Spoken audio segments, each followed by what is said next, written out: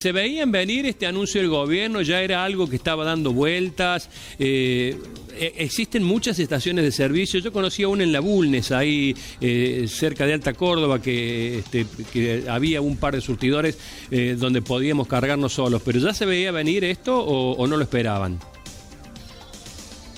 No, fue absolutamente inesperado. No era una discusión que estuviera en el sector, si bien no ignoramos que en algunos lugares del mundo, sobre todo los países más desarrollados, tienen esta modalidad, no solamente entre nosotros los trabajadores, sino con los dueños de las pymes que operan las estaciones de servicio. No era un tema que circulara. Nosotros entendemos de que esto nació pura y exclusivamente entre este gobierno y las petroleras. Claro. Y la verdad es que ayer en la tarde, sorprendidos, escuchamos ese anuncio del ministro Sturzenegger. ¿Cuántos trabajadores nuclean en el gremio, digamos, entre los afiliados y no afiliados? ¿Cuántos trabajadores podrían incluir el negocio de la venta de combustible? Y para las petroleras, ¿de qué ahorro se estaría hablando? Perdón si hago preguntas demasiado específicas cuando esta noticia está tan fresca. Sí, mira, nosotros en Córdoba, en la provincia de Córdoba y ciudad, somos 8.700 trabajadores de estaciones de servicio, 8.700 trabajadores petroleros, distribuidos en alrededor de 600 establecimientos.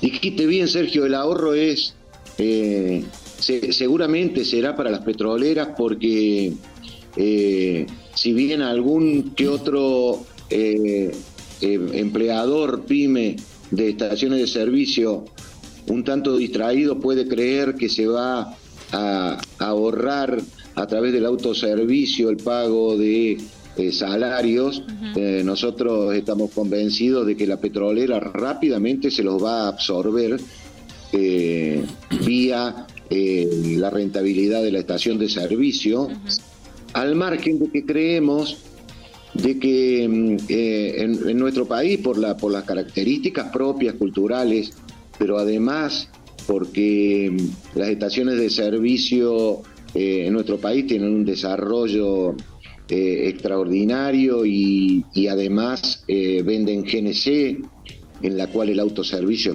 sería muchísimo más complicado y infinitamente más peligroso, por supuesto, ¿no? José, ¿cómo te va? Janina te saluda, buen día. A ese punto, en ese punto me quiero detener. ¿Cualquier vecino puede estar habilitado, digamos, es así de fácil cargar nafta? ¿O hay que tener ciertos requisitos? Tendríamos que también suponer una instancia de readecuación de los surtidores y además una especie de, no sé, capacitación a los automovilistas. Sí, absolutamente, ambas cosas. En primer lugar, con los surtidores actuales es absolutamente inviable y súper peligroso. Debería haber una readecuación en los surtidores, tanto para el pago del combustible como para la carga. Y bueno, probablemente con las nuevas tecnologías, la capacitación para el consumidor sea simple, pero seguro que la va a requerir. Sí. ¿Y el pago cómo se hace, José? Perdón, pues yo nunca, no tengo la menor idea de cómo se realiza el pago. ¿También lo tendría que hacer el propio, digamos, sería salteándose a la persona física o allí sí debería intervenir alguien de la estación? Y en algunos casos tiene el pago para realizarlo con tarjeta el propio surtidor.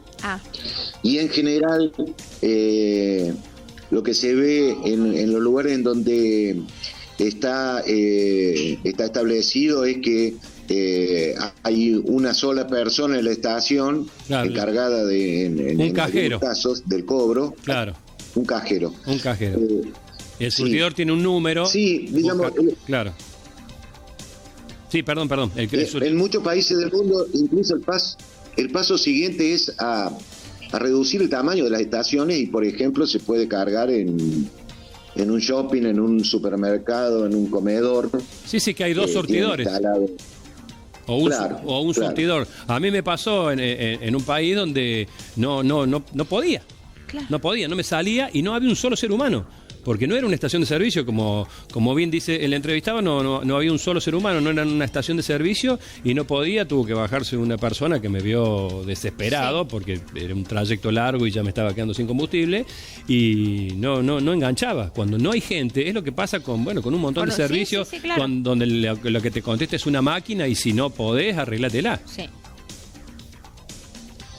Sí. Y digo, todo esto pensando solo en las experiencias en el mundo, pero digo, nosotros estamos muy preocupados por la visión del gobierno, ¿no? Que dejaría un ejército de desocupados sin un plan B, claro, en una actividad, insisto, que requiere de trabajadores, que produce ganancias multimillonarias para las petroleras que operan acá y además que tiene a empresarios pymes prósperos, con lo cual la verdad es que no entendemos cuál sería el beneficio, porque tampoco el consumidor va a recibir el combustible más barato. Sería más beneficio para las empresas, digamos, más rédito. Sí, encima para 4 jugadores del sector petrolero, sí, que conocemos en las banderas, que se llevan eso afuera, dejan acá, insisto, un ejército de desocupados, sí, y sin ningún beneficio. Nosotros decimos que el gobierno quiere copiar cuestiones de países desarrollados, sí, podría empezar por el transporte público, por el salario de los maestros, que nos parece más urgente que imitar simplemente una modalidad que tiene que está instalada en otras culturas. Sí, perdón, sí, Daniel, me pareció muy interesante la enumeración de José, porque buscando con un sentido pragmático, buscando beneficios, no abarata el costo para el usuario. No le facilita, para quién es. Claro, no nos facilita porque tenemos que bajarnos del auto, cargar nafta, sí, como bien lo decías vos y lo decía él, por una cuestión de seguridad, de comodidad o de capacidad. No te lo facilita, sino que también te la complica. Hay graves riesgos de fuente laboral y hay un solo sector beneficiado. Sí. Que son las grandes petroleras. José, te iba a consultar si ustedes leen que esta decisión, que está a tiro de decreto, por lo que dijo ayer Sturzenegger, está pronto a salir. Habrá que ver si es una disposición, si es una invitación a las petroleras a que lo hagan, pero más allá de eso, digo, ¿ustedes creen que hubo una especie de lobby del sector para empezar a avanzar en este sentido? Sí, sin lugar a dudas. Y por los rumbos que vemos de este gobierno, no se necesitaba mucho lobby para beneficiar a las empresas multinacionales que operan aquí. Así que creemos que fue así porque, insisto, esta no era una discusión, no era una demanda. No estaba en la mesa de discusión, claro. De los empresarios que son los que llevan la carga laboral en todo caso. Al contrario, la evolución de las estaciones era brindar cada vez más servicios y con un agregado que por ahí queda soslayado, ¿no? Porque intentan demonizar a los sindicatos que nucleamos, por ejemplo, a los trabajadores de estaciones de servicio, a los sindicatos en general. Yo los invito a que vean los petroleros de Córdoba el desarrollo extraordinario que han hecho de su sindicato. Visiten nuestra página y vean lo que hemos hecho los petroleros, los trabajadores, el desarrollo extraordinario en todos los aspectos: económico, cultural, en educación,